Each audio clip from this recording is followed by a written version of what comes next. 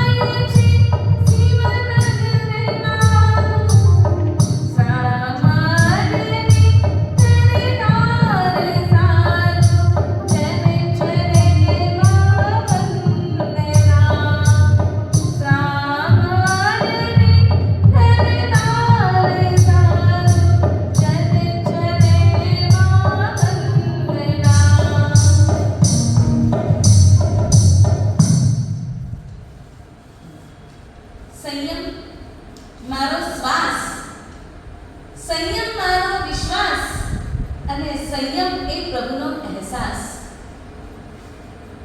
સંયમ જીવનની શું કિંમત છે એ જ્ઞાનીઓ બતાવે છે અને એવા જીવનની અનુમોદના કરવાથી, સંયમ ધર્મની અનુમોદના કરવાથી, સંયમી જીવોની અનુમોદના કરવાથી, સંયમી જીવનની અનુમોદના કરવાથી સંયમના આપણા પણ અંતરાય કરવો તૂટે છે. સંસારથી યતિ ધર્મ તરફ લઈ જનાર મંગલ પ્રયાણ એનું નામ સંયમ. સેવા, સાધના, સ્વાધ્યાય, સમર્પણના સાનિધ્યમાં સતત વસનાર એનું નામ સંયમ. કાંટાળી કેડીએ ઉપસર્ગો અને પરિસરોની ફોજને આનંદથી મજેથી જે સહન કરે એનું નામ પ્રગટ છે.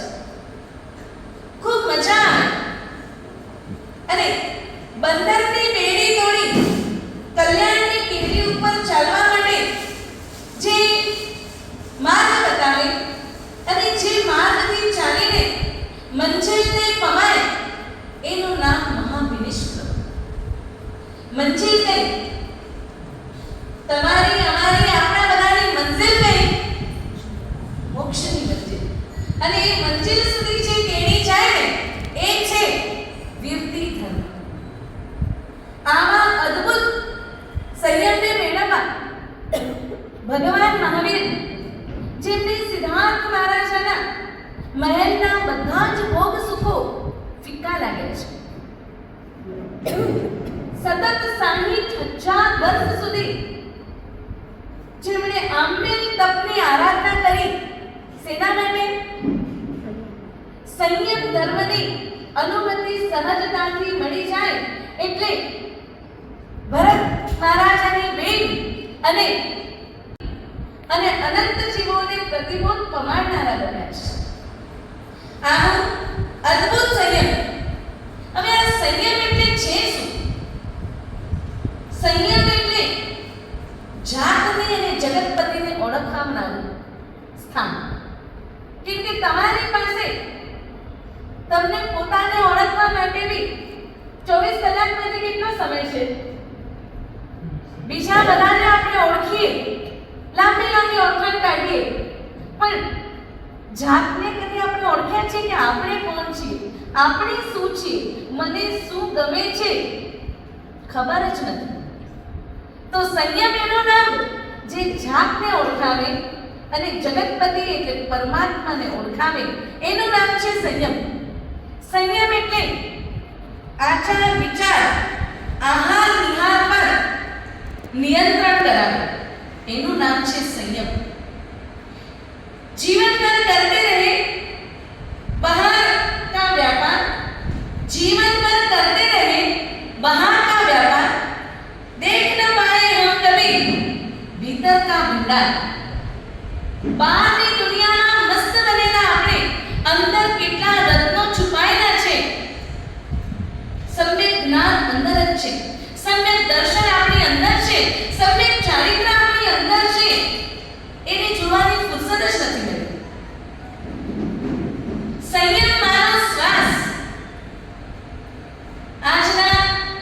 પ્રવચનનું મૂળ સંયમ મારો શ્વાસ. બહુ મજેની વાત કરી કે સંયમ એ મારો શ્વાસ છે. સમજાય છે? સંયમ માટે શું વાત મૂકી? શ્વાસ લેવાનો આપણે ભૂલી શકીએ ખરા? કદાચ સામેવાળા વ્યક્તિનું નામ ભૂલી જઈએ, કદાચ ગઈકાલે શું વાપર્યું છે એ ભૂલાઈ જાય, કદાચ ગાથાના શ્લોકો ભૂલાઈ જાય, પણ અહીંયા બેઠેલા આપણામાંથી શ્વાસ લેવાનો કોઈ ભૂલે ખરો? કોઈને યાદ કરાવવું પડે? આજે તમારો મોબાઈલનો જમાનો છે. કોઈનો બર્થડે હોય, કંઈ પણ તમને 24 કલાકમાં યાદ રાખવું હોય તો તમે શું કરો? મોબાઈલમાં સેટિંગ કરી રાખો. પરંતુ આજ સુધી એવું સાંભળ્યું કે ભાઈ શ્વાસ લેવાનો ભૂલાઈ ગયો એટલે આપણે મોબાઈલમાં કલાકે 5 મિનિટે 10 મિનિટે ભાઈ શ્વાસ લો એવું કોઈ સેટિંગ ગોઠવ્યું ખરું? સંયમ મારો શ્વાસ છે એટલે સંયમને હું કદી ન ભૂલી શકું. અને સંયમ મારો શ્વાસ એટલે સંયમની જીવન મને પ્રતિપલ યાદ કરાવે છે. જે શ્વાસ ક્યારે આવે છે ક્યારે જાય છે ખબર નથી પડતી, પણ એ સતત ચાલુ છે. એ રીતે સંયમી જીવન મને સમજાવે છે કે ભાઈ તારા ઉપર કંટ્રોલ કર. સંયમ એટલે સેલ્ફ કંટ્રોલ. પ્રત્યેક પેર અવેરનેસ સાથે જીવવું. આંખ બંધ કરી અને જેમ તેમ જીવવાની વાત નથી. પ્રત્યેક પલ જાગૃતિની પલ, અવેરનેસની પલ. એનું નામ છે સંયમ મારો શ્વાસ, સંયમ મારો વિશ્વાસ. અવેરનેસ સાથે જીવાડનારું જીવન અને વિશ્વાસ લેવો. સંયમી જીવનનું કામ શું? તો મુમુક્ષુ અવસ્થાથી જ એ વૈરાગ્ય આવતા જ એના જીવનમાં ઘણા બધા ચેન્જીસ આવતા જાય. સંયમ મારો વિશ્વાસ એટલે આજથી 26-27 વર્ષ પહેલા જે મારો સ્વભાવ હતો એ સ્વભાવમાં ચેન્જ હતો. ક્યારે પિક્ચર જોવું ગમે, બેનપણીઓ સાથે ફરવું ગમે, બધું જ ગમે, પણ આજે એ જ આંખો આંખડી મારી પ્રભુ મને છાય છે. જાતા મુખના દર્શન થાય છે. આંખડી મારી પ્રભુ મને છાય છે.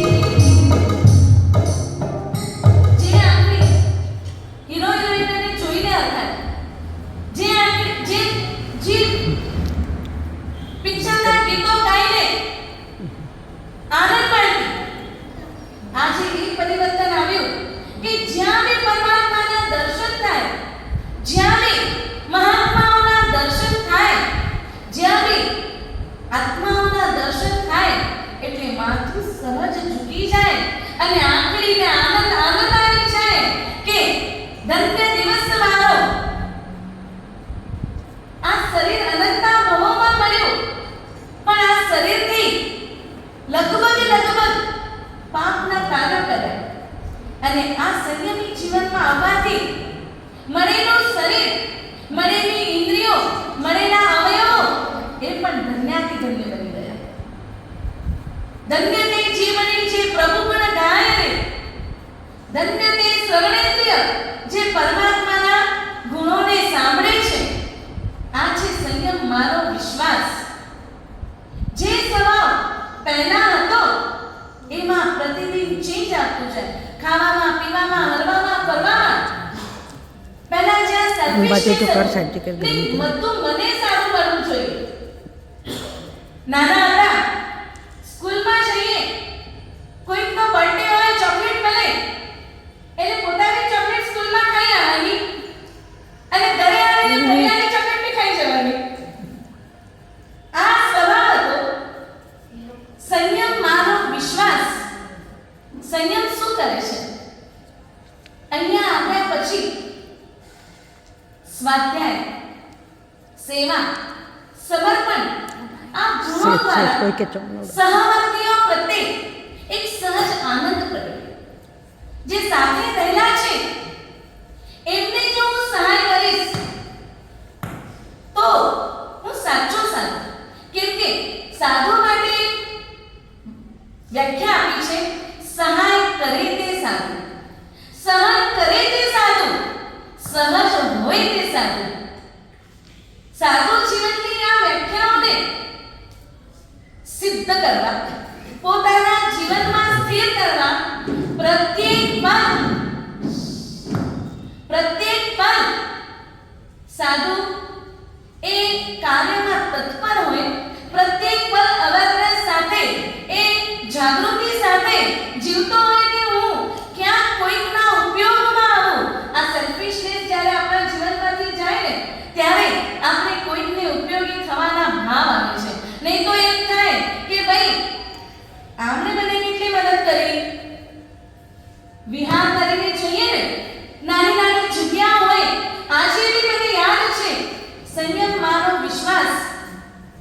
અમે 5 વાળા મહાત્માઓ હતા, ગિરનારના વિહારમાં હતા. ડિસેમ્બર મહિનો, સખત ઠંડીનો મહિનો. મારી દીક્ષાને આજે 1.5 વર્ષ માંડ થયા હતા અને એ વખતે અમને એક નાની સી રૂમ મળી હતી ઉતરવા માટે, જ્યાં અમે 5 લોકો સફિશિયન્ટ હતી. સાંજના સમય વિહાર કરીને બીજા 4 મહાત્માઓ આવ્યા, એટલે નાની રૂમમાં અમે 9 જણ. સંયમની જીવનનો એક કાયદો હોય કે જે સંયમમાં સૌથી નાનો હોય ને એની સંધારે લાસ્ટમાં આવે. શિયાળાની ઠંડી, ગિરનારની ઠંડી, તમારી જેમ રજાઈઓ કે બ્લેન્કેટ તો એ વખતે અમે વાપરતા જ નહીં. રજાઈઓ તો કોઈ ના વાપરે, નીચે ગાદલા તો ડલ્લોકના હોય નહીં. વિહારમાં હોઈએ, પૂરતી સંધારીઓ હોય, આસન રૂમાલ જે કંઈ હોય ને એ બધું બિછાવેલું હોય. અને જે દરવાજા હોય ને, તમે તો અત્યારે પેક બંગલામાં પેક રૂમમાં હો ને એની અનુભૂતિ પણ ના હોય, પણ એ જે દરવાજાઓ હોય એની નીચે જે સાંજમાંથી જે હવા આવતી હોય ને, શિયાળાની રાત હોય અને હવા જ્યારે મજાની આવતી હોય, નીચેથી ઠરીએ ઉપરથી ઠરીએ, કેમ કે ઉપર હોય નળિયા, નીચેથી હવા આવતી હોય અને એમાં દરવાજાની બાજુમાં જ્યારે જગ્યા મળે ને, એવી જગ્યા કેટલી હતી ખબર છે? કુકુડી પાય પસારનો. સાધુ માટે કીધું છે કે લાંબા પગ પસારીને સાધુ ન સૂવે. કુકુડી પાય પસારનો, એકદમ કુકડાની જેમ નાના સંકોચાઈને એ દરવાજાની જેટલી જગ્યા હતી ને એટલી જ જગ્યા મને મળી હતી સુવાની. અને એમાં મજેથી આનંદથી ફિટ થઈ ગયા હતા. અગર ખીલીને પણ આવવું હોય ને તો જગ્યા નથી એ રૂમમાં. આ છે સંયમ જીવન, બધાને પોતાની અંદર સમાવે, સહવર્તીઓને સહયોગ આપે. આ છે સંયમ મારો વિશ્વાસ. આપણે તો 4 જણા ઘરે આવે એટલે મારા રૂમમાં તો નહીં ફાવે એડજસ્ટમેન્ટ. જો ભાઈ તમારા રૂમમાં કરવું હોય તો ઠીક છે, હોલમાં સુવડાવે તો શું ફરક પડે છે? એટલે સંયમી જીવન શીખવાડે છે બ્રોડકાસ્ટ. મોટું હૃદય બનાવો, વિશાળ બનાવો. હૃદયની વિશાળતા જેમ જેમ વધતી જશે તેમ તેમ સેલ્ફિશનેસ આપણી ઓછી થતી જશે. સંયમ મારો શ્વાસ, સંયમ મારો વિશ્વાસ, સંયમ પ્રભુનો અહેસાસ. એટલે સંયમ પ્રભુનો અહેસાસ. તમને તો પરમાત્માને સ્પર્શ કરવો હોય ને તો સવારના ઉઠી નાહી ધોઈ પૂજાના શુદ્ધ વસ્ત્રો પહેરી અને આવો ત્યારે પરમાત્માને સ્પર્શ થાય. પણ અમારી તો આંખ ખુલે ને એ સાથે રજોહરણ અમારું પરમાત્મા, એને અમે પહેલો સ્પર્શ કરીએ અને પછી જ અમારા દિવસની શરૂઆત થાય. સંયમ પ્રભુનો અહેસાસ. બહુ મજાના વાક્યોથી શરૂ કરીએ. ઠંડો સૂરમાં અંજાઈ ગયો, રાતા ધરે ધરતા લાજમયી. ઠંડો સૂરમાં અંજાઈ ગયો, રાતા ધરે ધરતા લાજમયી.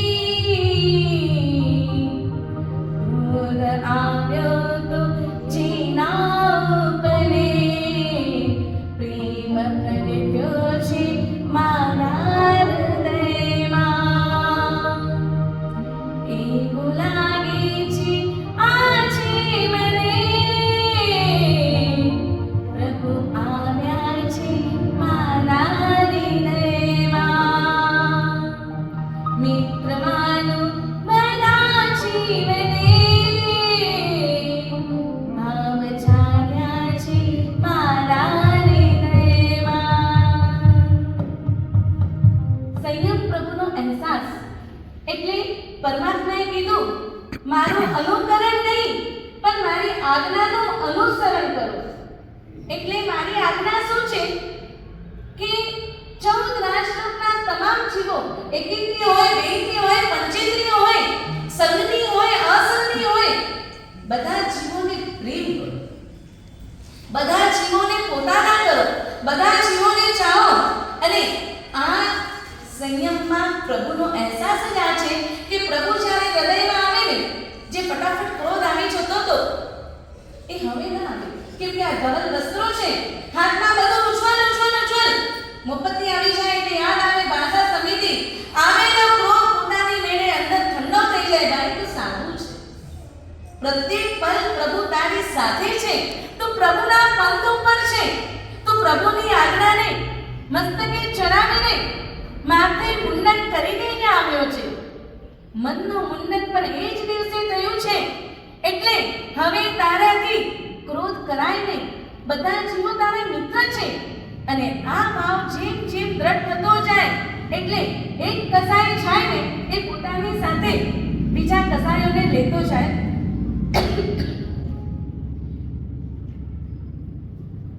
વૃત્તિ, પ્રવૃત્તિ, પરિણતિ અને એનું પરિવર્તન, એનું નામ પ્રવચ્ચા. શુદ્ધિની ચાહ જ્યારે અંતરમાં પ્રગટે, શુદ્ધિની ચાહ જ્યારે અંતરમાં પ્રગટે, પાપનો રાગ ઓટોમેટિક અટકી જાય છે. અને આવા સંયમ જીવનની અનુભવના માટે આજે તમે બધા અહીંયા આવ્યા છો અને એ સંયમ જીવનની આપણે ભાવથી અનુભવના કરીએ અને હૃદયમાં આવા ઉજ્જવળ સંયમના ભાવ વસાવીએ કે એક દિવસ મોક્ષમાં તો બધાને જવું છે. અને મોક્ષમાં જવા માટે સંયમ એ શું છે? વિઝા છે, પાસપોર્ટ નહીં, વિઝા છે. જ્યાંથી તમે સંયમમાં